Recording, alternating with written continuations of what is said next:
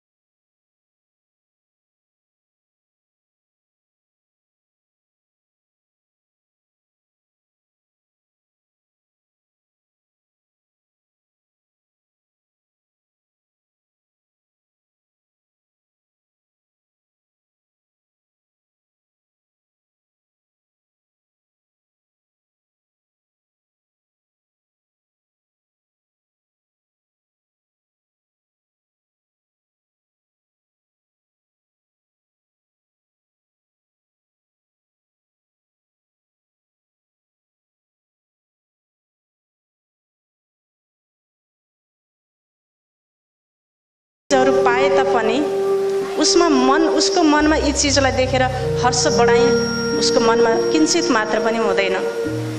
तर उसको मनमा एउटा आध्यात्मिक सम्पत्ति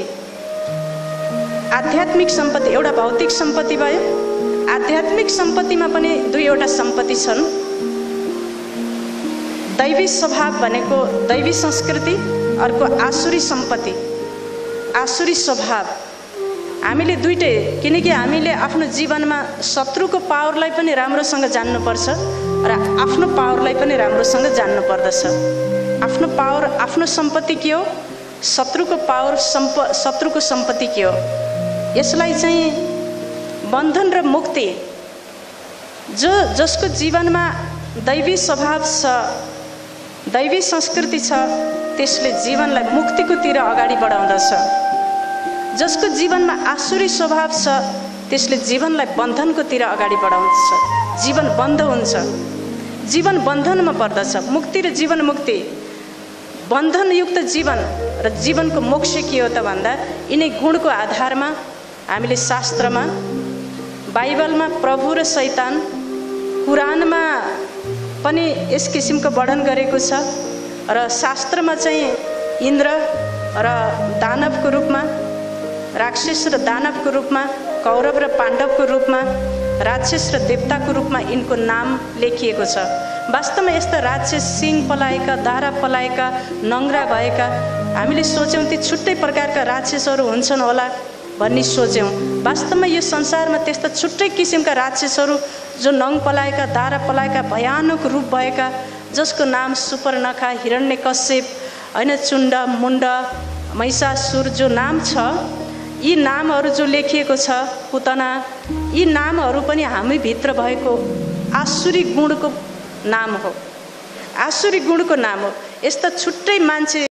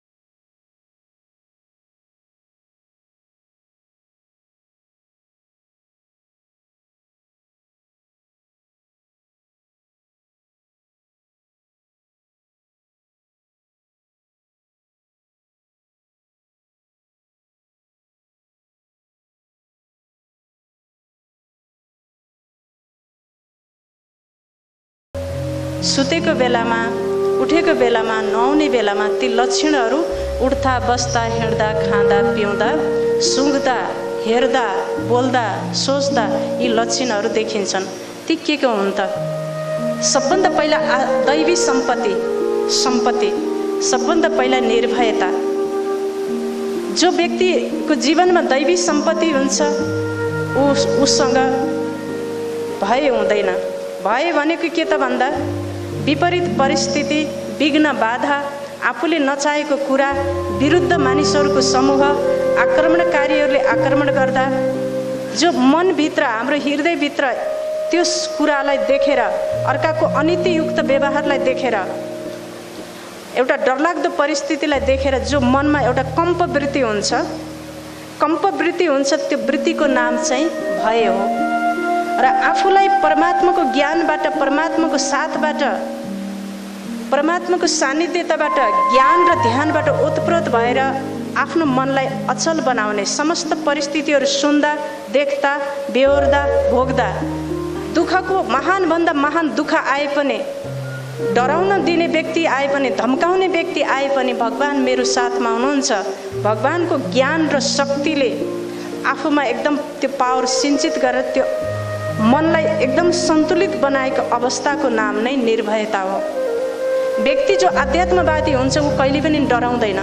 हजुरले ऋषिमुनिहरूलाई देख्नुभयो, गौतम बुद्धलाई पनि हजुरले देख्नुभयो कि उहाँले मध्यरातमा एकदम भित्री जङ्गलमा जानुहुन्थ्यो अरे। डरलाई डर र जीवन के हो यो? डर र साधना, डर र ईश्वर, डर र सत्यता।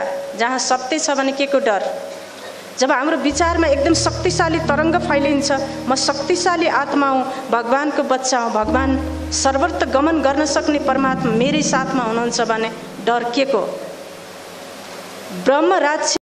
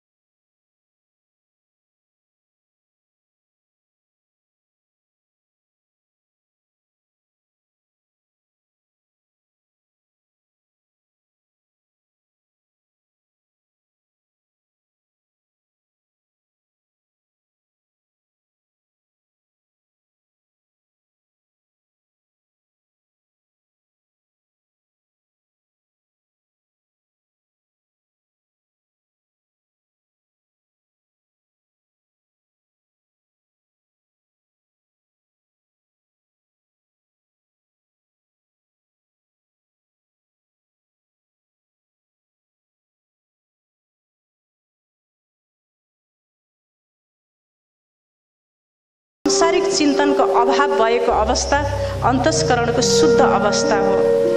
ज्ञान योगमा व्यवस्थिति भनेको उसको मनरूपी राज्यमा परमात्माको ज्ञान र परमात्माको रूप, परमात्माको गुणको चिन्तन भइराख्नु। ज्ञान भनेको यो सृष्टिको सम्पूर्ण आदिमध्यको अन्त्यको ज्ञान र भगवानको सत्य स्वरूपको ज्ञान हुन्छ। जो मान्छेमा दैवी संस्कृति छ, दैवी सम्पत्ति छ भने उसले भगवानको सम्पूर्ण स्वरूपको ज्ञान र ज्ञान योगमा व्यवस्थिति भनेको आफ्नो मनलाई प्रभुको चिन्तनमा, प्रभुको रूपको चिन्तन, प्रभुको गुणको चिन्तनमा आफ्नो मनलाई उहाँको गुणमा, उहाँको रूपमा थिर गरिराख्न नै ज्ञान योगमा व्यवस्थिति। यस्तो उसको संस्कृति हुन्छ, दैवी स्वभाव हुन्छ, उसको यो सम्पत्ति हो। अर्को चाहिँ दानशीलता। ऊ व्यक्ति के हुन्छ? दानी हुन्छ। जो दैवी स्वभाववाला मान्छे हुन्छ ऊ चाहिँ दानी हुन्छ। आसुरी स्वभाववाले मान्छे के हुन्छ, कहिले पनि दिने उसमा भावना हुँदैन। देवता र राक्षसमा यही गुणको फरक हुन्छ। जो देवताले कहिले पनि लिने मात्रै सोच्छ कि। एउटा कथा छ, एकपटक के भयो भने देवी राक्षसहरूले जहिले पनि के गर्ने भने देवतासँग भगवानसँग कम्प्लेन गर्ने, हे भगवान तपाईले जहिले पनि देवी देवतालाई मात्रै अगाडि बढाउनुहुन्छ, हामी दानवहरूलाई जहिले पनि हेला गर्नुहुन्छ, पछि पार्नुहुन्छ, हामीमाथि अन्याय अत्याचार भयो। राक्षसहरूले यो कुरा गरिसकेपछि के भयो भने ल ठिक छ, यसपालि एउटा ठुलो भोजको आयोजना गरेर भगवानले भन्नुहुन्छ ल ठिक छ, त्यसो भए यसपालि भोजन खाने चाहिँ पहिला पालो चाहिँ राक्षसहरूको, असुरहरूको। तर भोजन खाँदा के छ भने एउटा शर्त छ, सबैको हातमा एउटा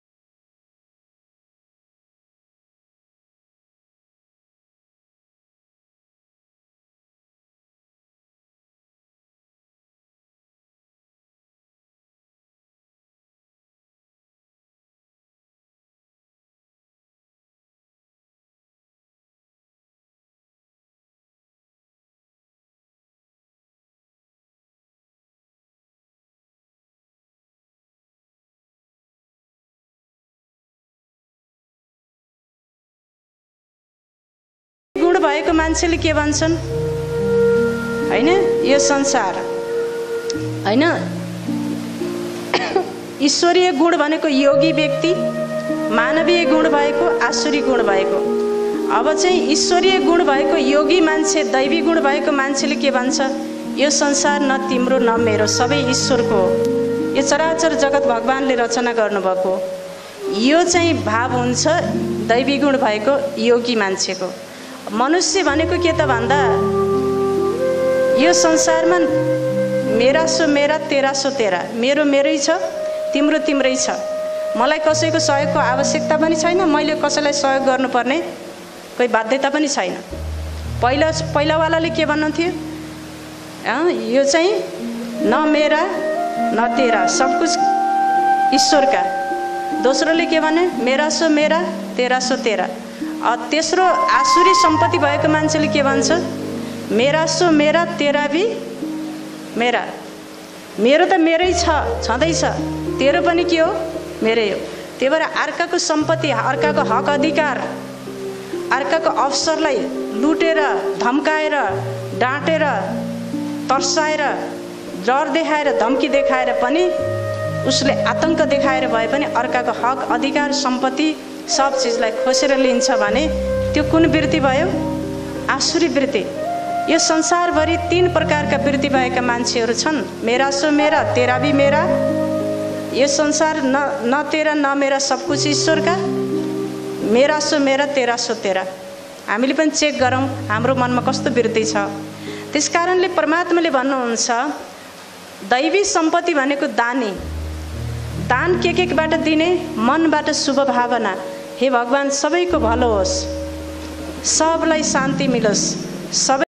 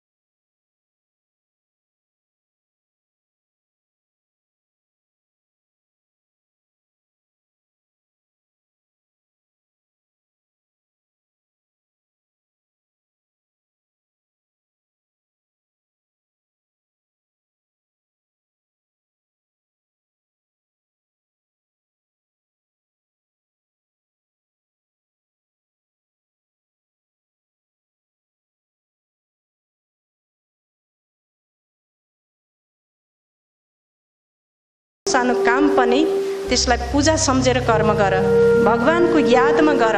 त्यही नै वास्तवमा यज्ञ हो जसले अन्तस्करणको वृत्तिलाई शुद्ध बनाउँदछ। अर्को छ स्वाध्याय। जो मान्छेमा दैवी संस्कृति हुन्छ, सम्पत्ति हुन्छ, ऊ आफ्नो अध्ययन गर्छ।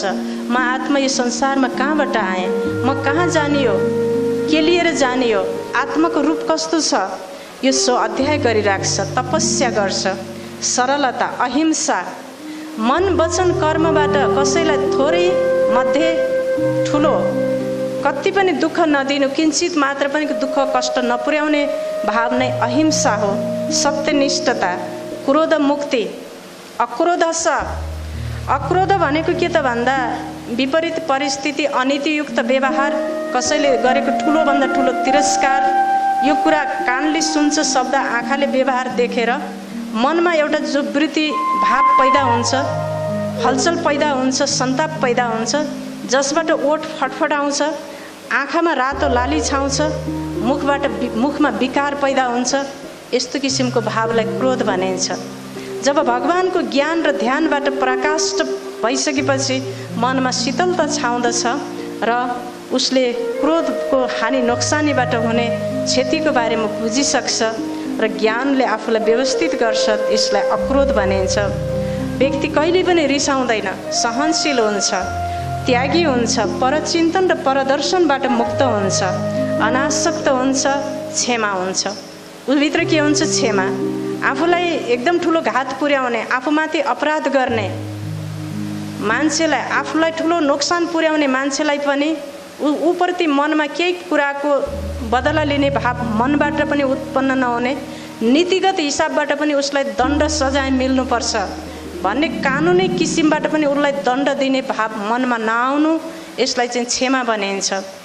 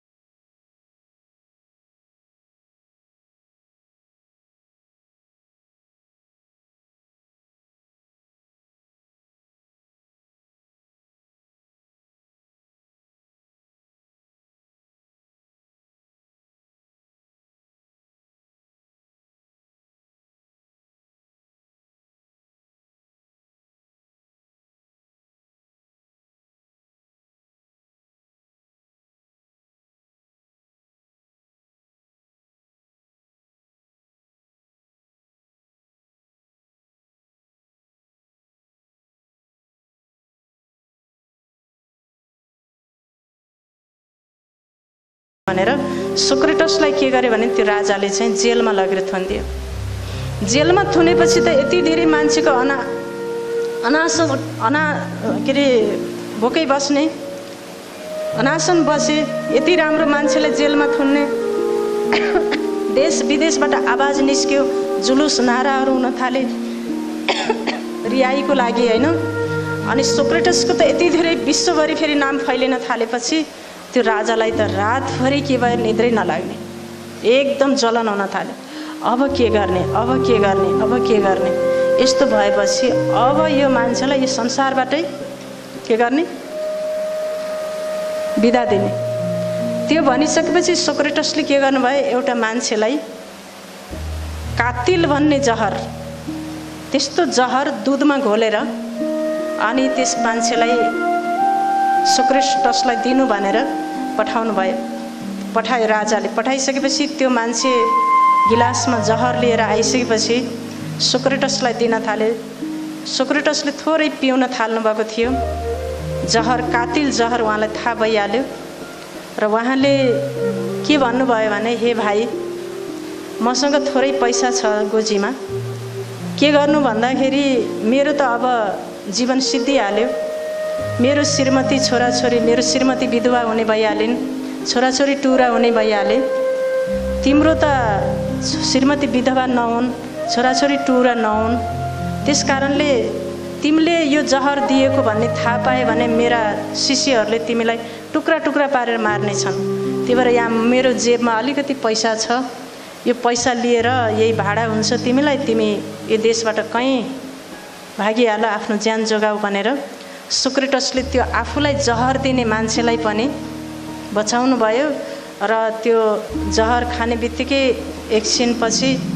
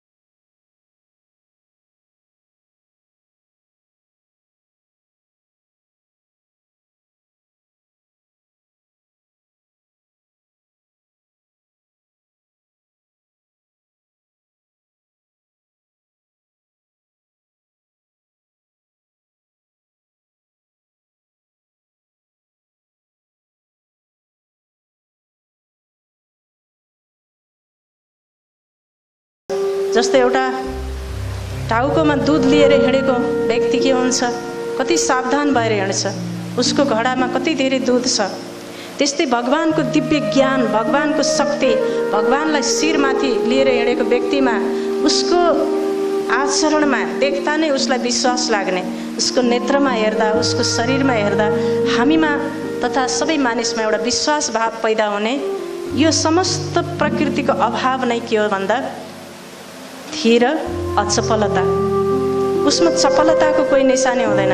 दाँत कोट्याउने मान्छे बसिरहेछन्, दाँत कोट्याएर बस्ने, जमिन कोट्याउने, खुट्टा हल्लाउने कोहीको बानी हुन्छ, कुरा गरिरहेछ खुट्टा हल्लाउने, नौन टोक्ने, अनावश्यक रूपमा कसैको सामुन्ने दूरी हुन्छ यति, एकदम सिधा यति दूरीमा उभिने, यी सब चिज कसैलाई आफूभन्दा ठुलो व्यक्तिलाई यस्तोमा गएर धाम मार्ने, शिष्टतापूर्वक नबोले वहीँ गएर कन्धामा गएर हातहरू लगेर लगाउने, अलिकति समाजमा उच्च उत्कृष्ट व्यक्तिले चाहिँ समाजमा केही राम्रो काम गरिरहेछ उसलाई तँ र ममा भरेर बात गर्नु, यो सबै चपलतामा आउने रहेछ। यी सब चिजको अभाव नै के हो? अचपलता। हुन त यी साना साना कुराहरू हुन्, तर जीवनलाई व्यवस्थित गर्नको लागि यी भयङ्कर ठुला भारी युक्त कुराहरू पनि हुन्। जस्तै एउटा घर बनाउँदा सानो सानो ढुङ्गा, इट, गिटी, बालुवालाई कुटेर त्यसलाई सिमेन्टले जोडेर एउटा पिल्लर बनाइन्छ। हाम्रो जीवनमा पनि साना साना कुराहरू, उठ्ने कसरी, सुत्ने कसरी, खाने कसरी, बोल्ने कसरी, यो सबै कुरा गीतामा इन्द्रिय संयम सब चिज परमात्माले बताउनु भएको छ। यसलाई धीर, अचपलता, अहिंसा, त्यसपछि अतिमानिता भनेको आफ्नो मान प्रतिष्ठा बढाई, आफ्नो नाम सुनेपछि गदगद हुने, आफ्नो नाम आएन भने के हुने, फेरि दुखी हुने। यसलाई आफ्नो नाम मान शान आउँदा नआउँदा समान अवस्था भएको अवस्थालाई के भनिन्छ भन्दा अति मान्यता। यो सबै चिजको अभावलाई अति मान्यता भनेर भनिँदैछ। अर्को धैर्यता, सर्वप्रति दया, करुणा भाव। दया भनेको के त भन्दा मन वचन कर्मले अरूप्रति सुख पुर्याउने भाव। किञ्चित मात्र पनि अरूलाई दुःख नपुर्याउनु नै के हो भन्दा दया हो। करुणा भाव, दुःख दर्द परेको बेलामा असहाय अवस्थामा थोरै पनि सिन्काको पनि सहारा दिनु, त्यसलाई के भनिन्छ करुणा भाव। मर्यादा, मर्यादाको बारेमा हामीले पढिसक्यौँ। निरङ्कारी, मान प्रतिष्ठा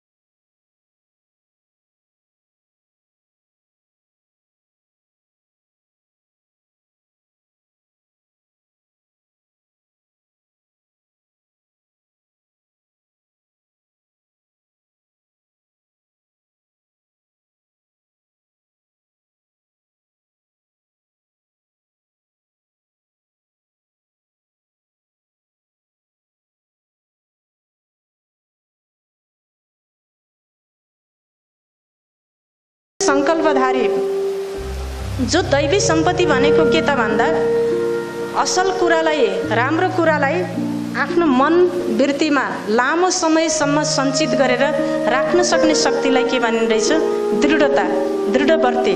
आज सुने भर्खरै पानीमा रेखा खिचे जस्तै हैन, ढुङ्गामा पानी हाले जस्तै होइन, र त्यो कुरालाई लामो समयसम्म आफूमा धारणा गर्ने शक्ति, त्यसलाई धृति भनिँदो रहेछ।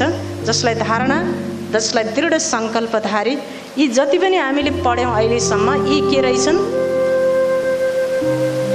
दैवी सम्पत्ति। सुसंस्कृत व्यक्तिको आध्यात्मिक जीवन बिताउने सुसंस्कृत व्यक्तित्वको दैवी सम्पत्ति हामीले पढ्यौँ। अब हामी के पढ्नेछौँ आसुरी सम्पत्ति। अब आसुरी लक्षण भएको मान्छेले के भन्छ, उसमा कस्ता अवगुणहरू हुन्छन् त?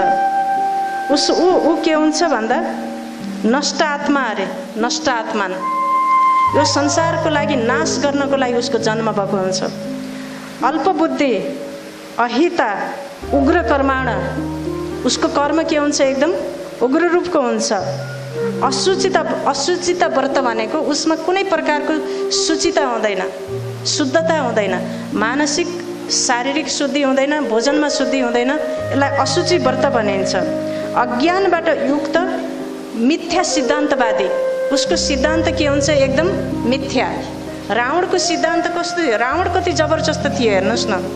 चाहे आफ्नो छोरा मरुन्, राज्य खत्तम होस्, सारा संसार ध्वस्त होस्, तर उसले आफ्नो विचारमा कहिले पनि परिवर्तन गरेन र आफ्नो विचारलाई पनि कहिले पनि छोडेन।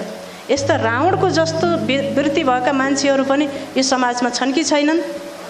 चाहे देशको सबै संरचनाहरू सब नष्ट होस्, सबै मरुन्, तर पनि उसको भित्रको जो विचार छ त्यो विचार कहिले परिवर्तन नहुने भाव नै के हो भन्दा अशुचि व्रत।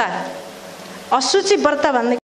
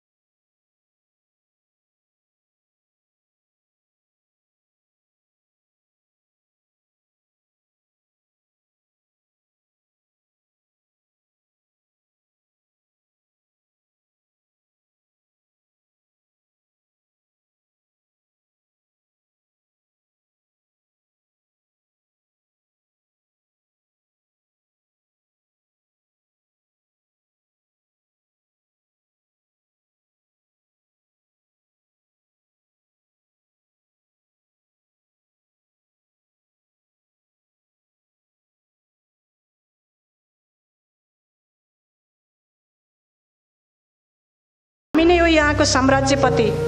यस्तो किसिमको दम्भी हुन्छ, आफ्नो नसामा चुर, अभिमानी हुन्छ।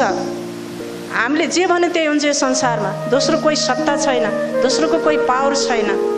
हामीले एउटा स्वर, एउटा आवाज गर्न साथ लाखौँ मान्छेहरू हाम्रो अनुयायी भएर हाम्रो अघि पछि हिँड्न सक्छन्। यस्तो किसिमको अभिमानी हुन्छ, दम्भी हुन्छ, कठोर हुन्छ। जतिसुकै रोस्, जतिसुकै कराओस्, कसाईले बाख्राको आँसुलाई देख्छ? कसाईले बाख्राको आँसुलाई देख्छ? देख्दैन। त्यो मान्छे पनि कसाई समान, जति सुकै अरूले अनुनय विनय गरे तापनि उसको मनमा अलिकति पनि दया भाव हुँदैन। एकदम कठोर हुन्छ, एकदम रिसाहा क्रोधले युक्त हुन्छ, बातमा क्रोधित, एकदम मूडी स्वभावको हुन्छ, अज्ञानी हुन्छ। उसलाई चाहिँ निर्वृत्ति मार्ग के हो, प्रवृत्ति मार्ग के हो, स्वर्ग के हो, नर्क के हो, आत्मा के हो, परमात्मा के हो, यी कुनै कुराको उसलाई ज्ञान हुँदैन। पूर्ण रूपमा अज्ञानी हुन्छ, ज्ञान नेत्रहीन। यस्तो किसिमको अज्ञानी मदले युक्त। मद भनेको के त? पुत्र, धन, ऐश्वर्य, विद्या, ऐश्वर्य, यस संसारमा धन, बढाइ, मान प्रतिष्ठाले युक्त। मसँग यति छ, अझै म त्यसलाई के गर्नेछु, बढाउने छु भन्ने मदले युक्त हुन्छ। अशुद्ध सङ्कल्प भएको, जति बेला पनि अशुद्ध सङ्कल्प गर्ने, मोहग्रस्त, आफ्नो र आफन्त, छोराछोरी, इष्टमित्रप्रति र आफ्नो पक्षका मान्छेप्रति अत्यन्त मोह र उनको हितको लागि मात्रै कुराहरू मनमा सोचिराख्ने, मोहग्रस्त, दुष्ट इच्छाबाट प्रवृत्त रहने, मन्द बुद्धि। उसको बुद्धि के हुन्छ? एकदम तेजस्वी बुद्धि हुँदैन, दुरादेशी बुद्धि हुँदैन, उसको ईश्वरको धामसँग पुग्ने उसको बुद्धि हुँदैन। उसको बुद्धि एकदम मन्द हुन्छ। अनि अपकारी, मनमा जाल रचिराख्ने, अरूको अहित कसरी हुन्छ, अरूको डोमिनेट कसरी हुन्छ, ऊ कसरी तल खसाउन उसलाई सकिन्छ, खालि अरूको मात्रै के गर्ने, अपकार सोचिराख्ने, कुर्र। एकदम कुर्र भनेको के त भन्दा एकदमै हट मनुष्य।